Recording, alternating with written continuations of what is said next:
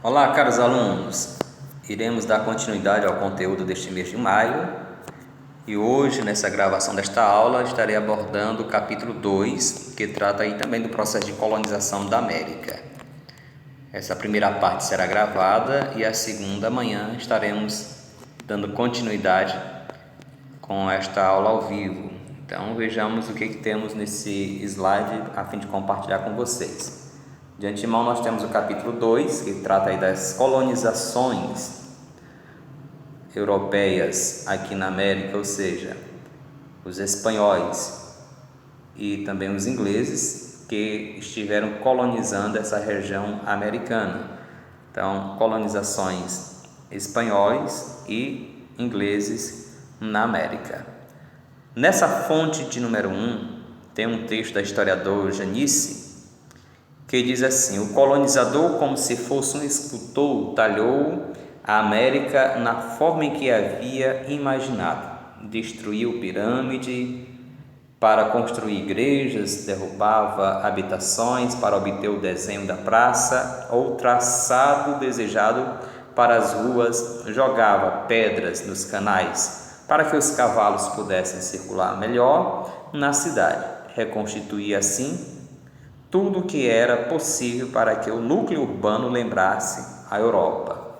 Já a segunda fonte é uma imagem atual da igreja e convento de São Domingo, localizada em Cusco, na cidade em que foi a capital dos Incas. Vejamos essa segunda imagem, está aqui.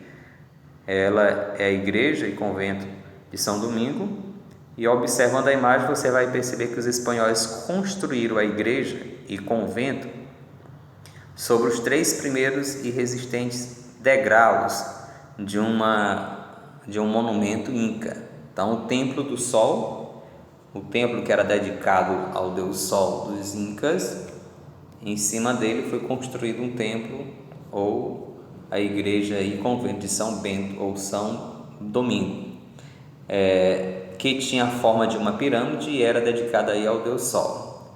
Então, a gente tem 3 questões aqui que podemos correlacionar as duas fontes. Diz: com que intenção os espanhóis teriam feito isso? Segundo, que relação se pode estabelecer entre o texto e a imagem? E o que essas fontes informam sobre a conquista espanhola na América? Então a gente percebe que esses textos eles se complementam. O primeiro texto diz que os espanhóis eles trouxeram o modelo europeu aqui para a América de construção da cidade. Na conquista não era uma conquista apenas bélica, mas também uma conquista cultural, religiosa. Então a intenção do espanhol, respondendo ao primeiro questionamento, era justamente destruir o povo que ele tinha como inimigo, dominar em todos os aspectos, inclusive religioso. A segunda pergunta eu já respondi, que tem uma complementação do texto com a imagem. E a terceira diz que essas fontes elas vão nos informar justamente essa conquista plena dos europeus aqui na América, sendo que isso aconteceu paulatinamente. Os espanhóis eles iniciaram a ocupação das terras conhecidas como América pelas ilhas chamadas de Guanaán pelos nativos e renomeados aí pelos espanhóis como São Salvador. Os metais preciosos encontrados nesses locais não eram suficientes para saciar aí a perspectiva ou a sede de ouro e prata que os europeus se motivaram para vir buscar. Então, como não foi suficiente, foi necessário eles adentrarem mais ainda nas terras americanas. E aí, em 1519, o oficial espanhol Hernán Cortés ele vai desembarcar no litoral do México com seus 508 soldados, 16 cavalos, 14 canhões, e começou logo a estabelecer contato com os ameríndios, com os nativos americanos. E Cortés e seus homens descobriram que o Império Azteca ele oprimia, ele não tinha aprovação dos demais povos, uma vez que o império dominava vários povos e cobrava imposto e tinha um certo poder sobre eles. os espanhóis terminaram percebendo que existia uma insatisfação desses povos submetidos ao domínio asteca. E por conta disso aí, os astecas tinham muitos inimigos, entre os quais estavam os tlaxcaltecas, que eram aguerridos habitantes das cidades e estado de Tlaxcala.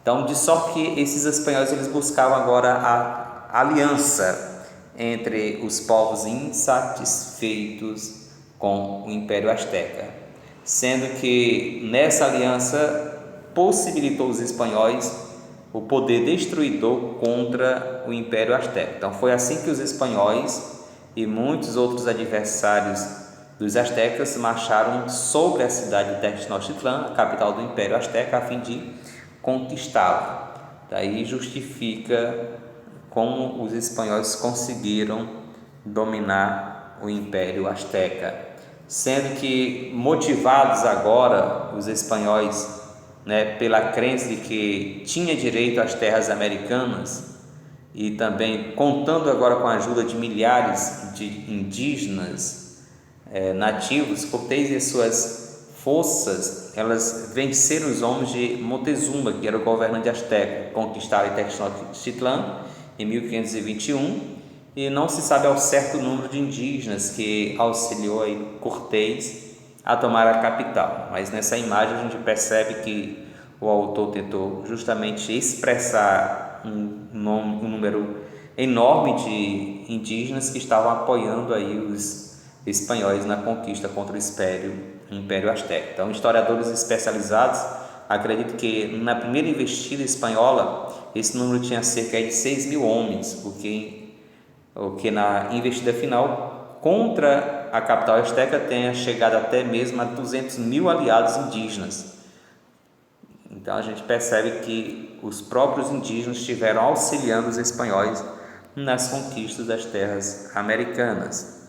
A gente vai perceber também que nessas conquistas das terras os incas também foram alvo. Então, animado aí pela descoberta de ouro e de prata também nas terras astecas, agora o Francisco Pizarro ele parte para Panamá e chega à cidade inca em 1532 com seus homens e deslocaram aí para a cidade chamada de Cajamarca, onde aprisionaram o rei inca, sendo que Pizarro ele prometeu libertar esse rei, esse imperador dos incas, trocando pela quantidade de ouro que viesse a preencher um quarto em que o rei Ataúpau estaria ali preso. Então essa promessa de trocar o imperador inca na realidade por ouro não foi cumprida. Então Pizarro e seus homens se aproveitaram também da desunião entre os próprios incas, motivado aí pela disputa do trono inca pelos irmãos, e aí eles buscaram desestabilizar o Império Inca e conquistar totalmente o Império Inca. Então a gente percebe que Pizarro, aliás, a semelhança de Cortés, ele se aliou a povos nativos para o domínio das terras incas. Então foi assim que os incas também foram vencidos pelos europeus. Então nós temos aí o domínio das terras astecas pelos espanhóis, no caso orquestrado por Cortés, e agora os incas dominados por Pizarro, Francisco Pizarro, em 1533, sendo que a capital atual de Lima, que é a Lima, aliás, ela veio a ser a capital do novo domínio espanhol aqui na América.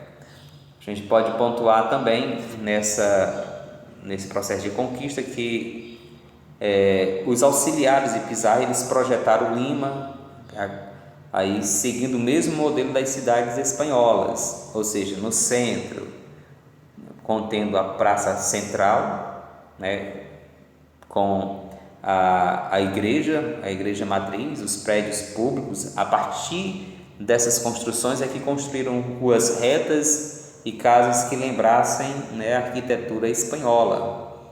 Então, é o mesmo modelo das cidades espanholas, eles copiaram aqui no processo de conquista.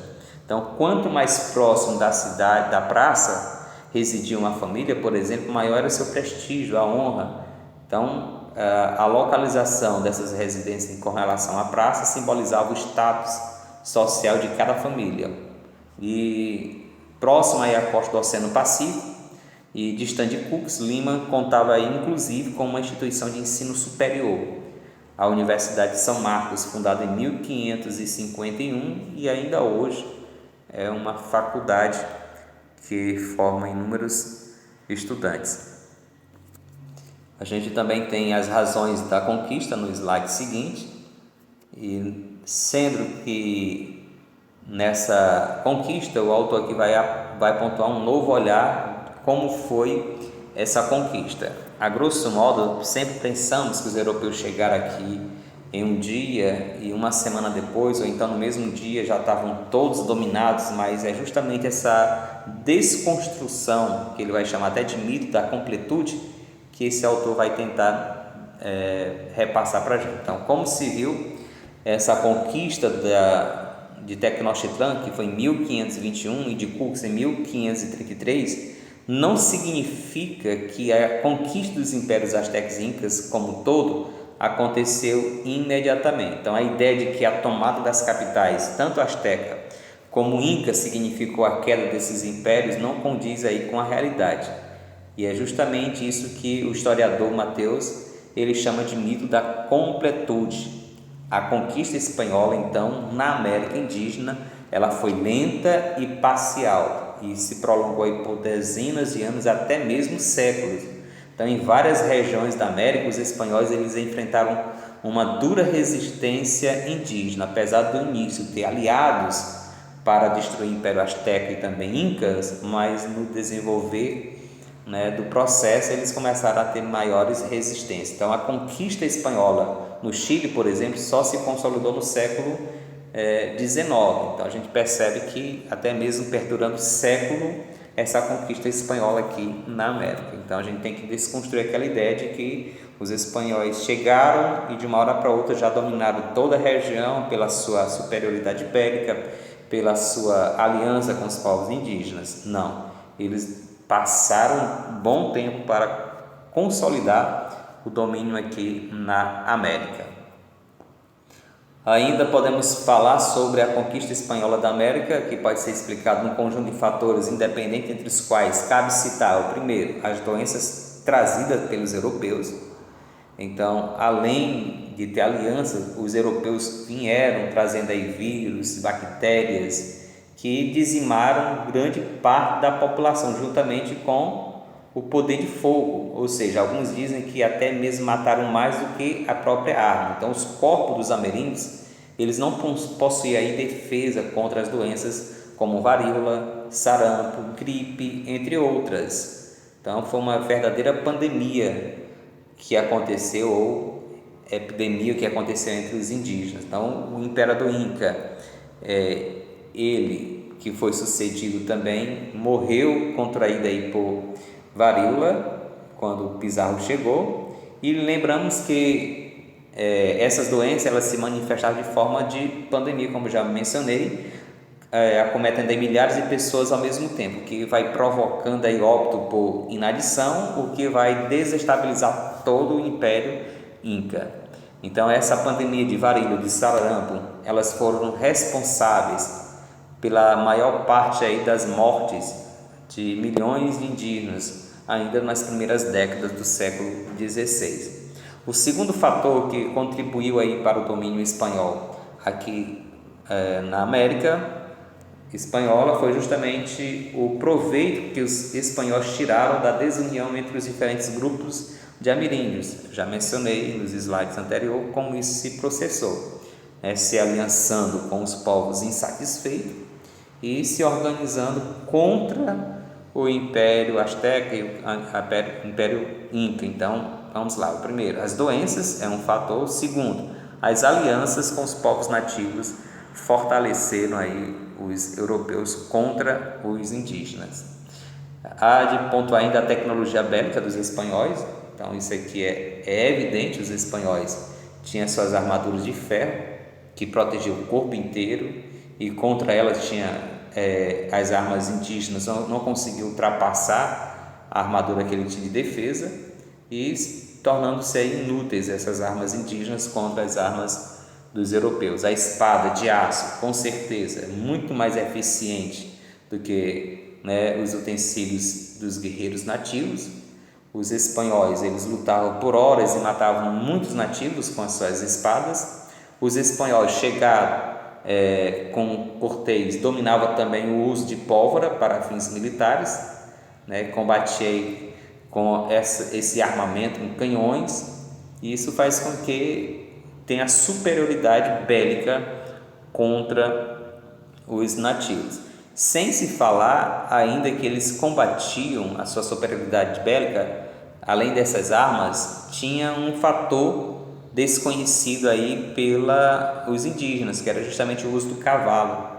Foram os europeus que trouxeram o cavalo e utilizavam como arma de guerra, maior velocidade e maior dinamismo nas guerras contra os nativos. Então, o cavalo, por exemplo, ele, uma vez desconhecido, provocou assombro aí aos grupos indígenas.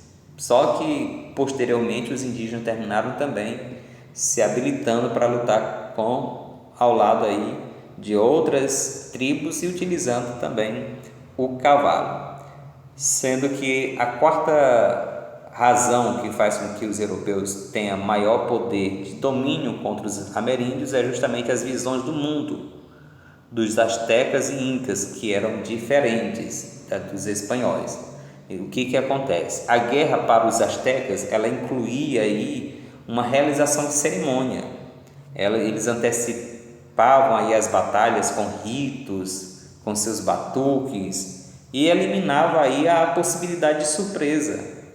Então, os espanhóis, quando era atacado, vou dizer, pelos incas astecas, sabiam quando isso ia acontecer, por causa da cerimônia que eles realizavam.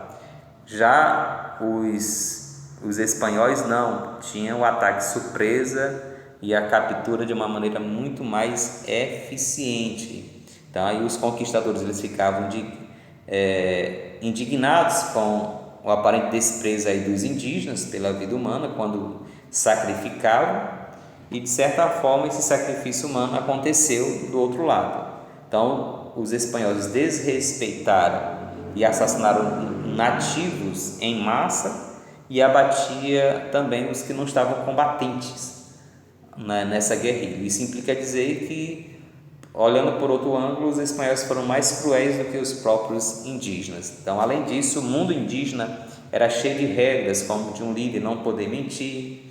Já os espanhóis mentiam, no caso lá de Pizarro, prometendo soltar o prisioneiro de guerra, no caso o imperador não cumpria. Então, essas visões de mundos diferenciadas fez com que os espanhóis tivessem vantagem sobre os indígenas. E por último, nós temos que os espanhóis, eles sabiam muito mais sobre os nativos da América do que esses próprios nativos sabiam sobre eles mesmos. Isso porque os espanhóis procuravam se informar a respeito das desavenças e disputas entre os indígenas e estimularam a guerra entre eles, aliando-se a um dos grupos. Então, vencendo a guerra, se apossava de tudo que subjugava, inclusive dos seus aliados. Na economia colonial, a gente tem as seguintes informações. Primeiro, a colonização na América Espanhola ela foi impulsionada pelos nobres que não tinham fortuna, pelos comerciantes também, aventureiros e pelos reis da Espanha, ou seja, por interesses públicos e privados, e se insere justamente no contexto do mercantilismo, ou seja, o sistema econômico vigente na Europa, que visava o ouro, que tinha um monopólio, que tinha o Estado como gerente máximo aí das questões econômicas. Então, a crença do metalismo, ou seja, a crença de que o ouro e a prata era o que era essencial para a riqueza de uma nação naquele momento, fez com que eles saíssem atrás de novas jazidas a fim de enriquecer cada vez mais. Então, ajuda assim a explicar por que os espanhóis naquele mesmo tempo manifestavam tanta sede pelo ouro e pela prata.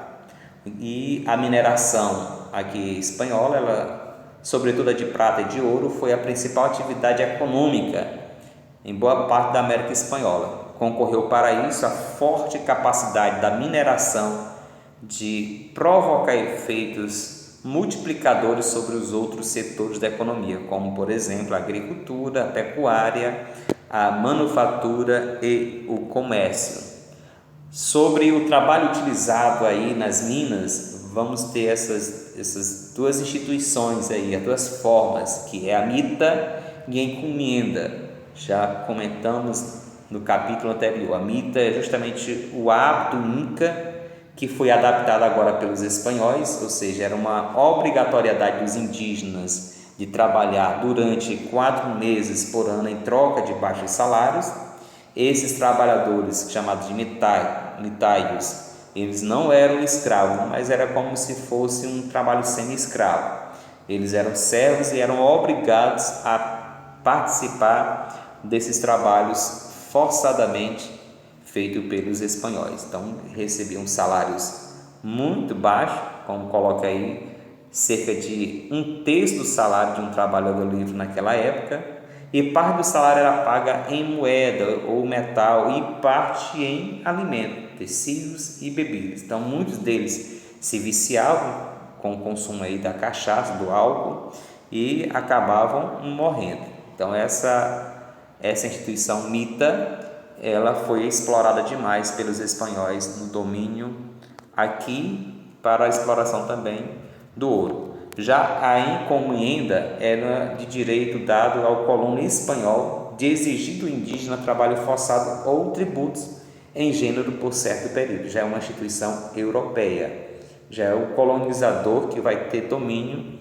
aí delegado pela própria Espanha. Então, com o correr do tempo, esse privilégio passou a ser hereditário. Em troca do direito sobre a mão de obra indígena, o encomendeiro ele devia pagar tributos à metrópole e dar aos índios assistência material e principalmente religiosa, ou seja, catequizar esses indígenas, tornando-os cristãos católicos.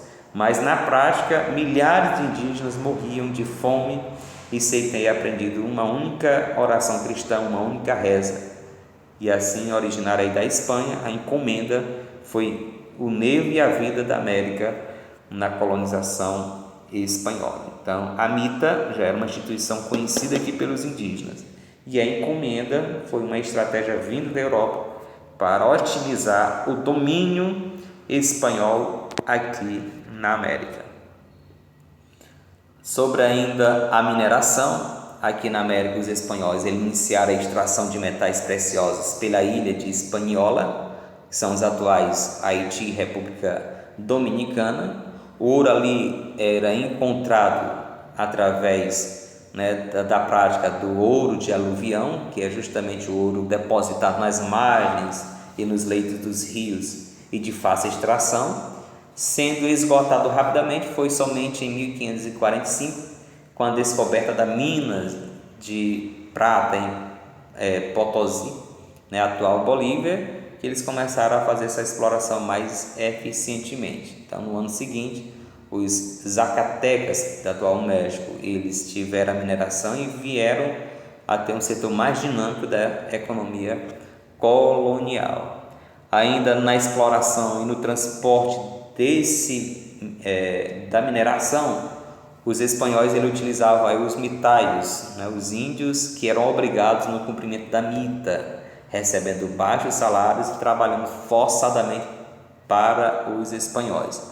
E aí o trabalho consistia justamente na extração e também na fundição do minério em fornos de elevadíssima temperatura. Então, essa tarefa de refinar a prata se recorria à mão de obra de africanos que utilizavam técnicas de fundição trazidas de suas terras de origem. Então, embora em menor proporção o uso de africanos escravizados subsistiu aqui no Peru, já independente, até os meados do século XIX.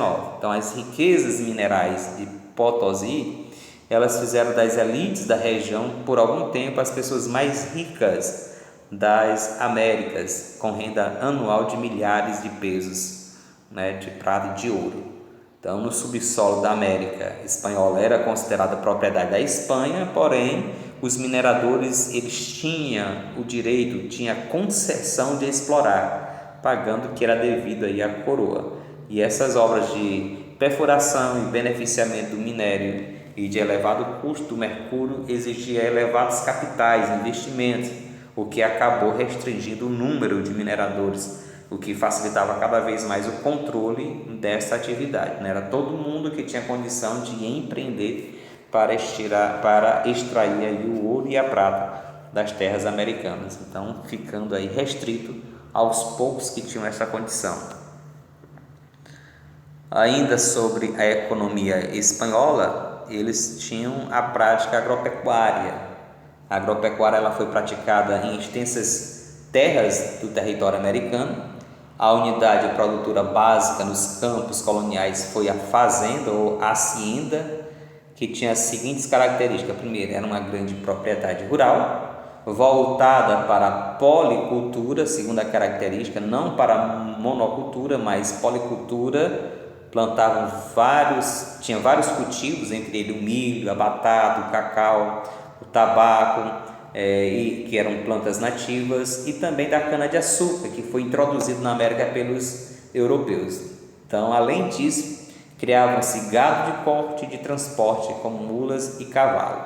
E aí nós temos essas duas características das fazendas agropecuárias aqui na América Espanhola. Era uma grande propriedade rural, ou seja, um latifúndio, mas trabalhava a policultura, várias culturas. Aqui no Brasil já foi diferente. No Brasil, o que vai destacar vai ser o plantation, ou seja, uma grande propriedade rural com apenas um tipo de cultura. E assim a gente tem essa diferença. Além dessas duas características, a produção dessa policultura nas haciendas destinava ao mercado local, também ao mercado intercolonial ou às vezes a exportação para a Espanha. Assim, os trabalhadores dessas fazendas eram obrigados a comprar no armazém da propriedade aquilo de que necessitavam, ou seja, roupas, calçados, alimentos, e assim também se tornavam prisioneiros por dívida, porque era muito mais caro o que eles compravam do que eles ganhavam no trabalho dessas fazendas. Era um trabalho praticamente semi-escravista. A fazenda exigia pouco capital para o seu funcionamento e se inseria aí no circuito mercantil que abrangia extensas áreas de território colonial. Era a fazenda hispânico-americana, por exemplo, que abastecia as minas situadas no México e também em Potosí. Então, com o declínio da mineração no século XVIII, a agropecuária se desenvolveu ainda mais nas regiões dedicadas a essas atividades, tornando-se agora mais dependente das vendas para a Europa, ou seja, canalizando o seu produto mais para o mercado externo. Aqui na América colonial espanhola, desenvolveu também a plantation, já mencionei para vocês. As características da plantation é diferente da hacienda. Ela tem uma grande propriedade rural também, só que monocultora e não policultora, voltada justamente para o mercado externo, para a exportação, para levar o produto para a Europa. Então existe esse grande número de plantation aqui nas áreas do São Domingos, em Cuba, plantavam o açúcar ou o tabaco, em Venezuela o cacau. Então, utilizando apenas uma cultura, tinha essas grandes propriedades de terra voltada para a exportação. E a mão de obra nas plantations normalmente era feita por africanos escravizados. Já na hacienda tinha escravizados também, mas a mita também era utilizada. Só que no plantation, a maioria, se não todos que trabalhavam, eram escravos. Então, a produção era quase toda destinada aí para o comércio atlântico, sendo essas diferenças básicas do plantation e da hacienda. Vamos ficar por aqui sobre a manufatura, o artesanato, o mercado interno, sobre a administração colonial, bem como sobre a sociedade colonial e a ocupação da América inglesa pelos primeiros colonos, ficaremos para discutir amanhã. Então fiquem todos na paz, que Deus em Cristo abençoe a todos.